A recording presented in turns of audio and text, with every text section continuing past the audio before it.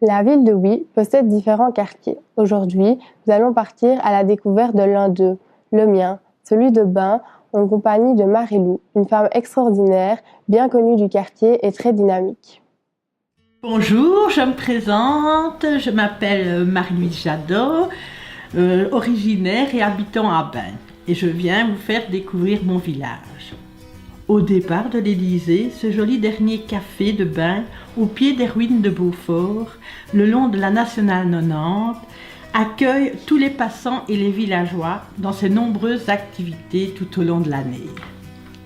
Juste derrière, il y avait un magnifique moulin qui, malheureusement, a été démoli. Nous nous enfonçons tout doucement dans les bois, sur l'ancien chemin du tram le long de la Solière, où tous les jeunes de chaque génération de Bain sont venus jouer et se promener, dans les grottes, au Trou-Manteau, à la Poudrerie et le long du château de Beaufort. C'était vraiment un endroit magnifique, magique, rempli d'histoires et de légendes. Nous avons ici une flore et une faune extraordinaires. En revenant sur nos pas, on traverse la grande route pour arriver à l'écomusée. Cet ancien hôtel, qui était célèbre à l'époque du chemin du tram et du passeur d'eau, est devenu plus tard le musée Beaufort, qui garde précieusement notre histoire avec les documents et des photos sur notre village. On y organise des stages, des débats, des promenades, surtout sur l'écologie, ainsi que des visites du château et de ses environs. On y vend également des produits locaux. En longeant la Meuse, on arrive sur les lieux qui, avant 83, date où elle a été démolie, l'écluse numéro 14. Café, magasins, tous les bateaux, les éclusiers, sans oublier le bruit du barrage, donnaient de la vie à cet endroit. Quel contraste avec le calme et beau chemin de Ravel, qui nous font oublier qu'au départ, il était là pour les chevaux de trait qui tiraient les péniches. En rentrant au cœur du village, la plaine de jeu et la maison de quartier, où toutes les activités des comités ou privés sont organisées.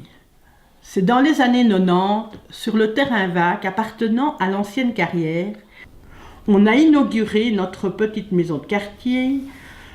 Notre maison des éclusiers sert pour la fête, feu de camp, Halloween, fête des voisins. On est tous pleins d'entrain. La place de Bain, belle comme un petit béguinage, où avec sa jolie église Saint-Germain, son haut clocher, d'où les cloches nous annoncent chaque heure et demi-heure, le vieux cimetière et au fond la belle bâtisse du style brugeois. Et là, l'ancien cercle privé, maintenant, a servi pour la chorale, la maison des jeunes et même son cinéma. En avant, rue Saint-Roch, beaucoup moins calme que le bas du village, vu le nombre de voitures qui y passent.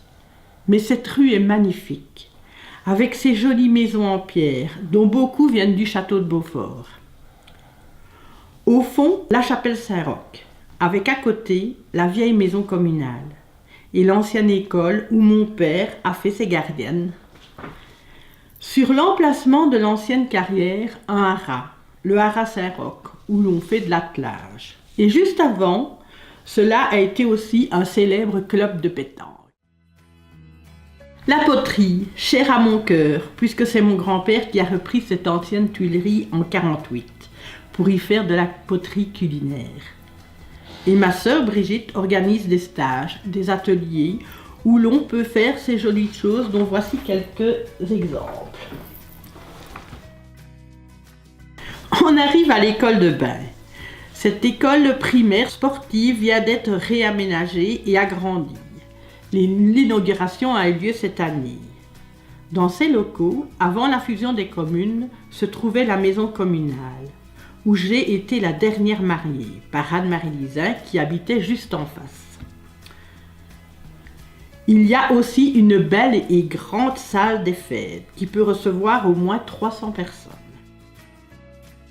Et voilà, on termine notre visite sur une vue des étangs des Pré-Brions. Où Ardennes et Gaume, il y a une réserve et où Monsieur Bava loue ses étangs. Un magnifique endroit à aller voir. Et voilà, c'était mon petit coin de paradis.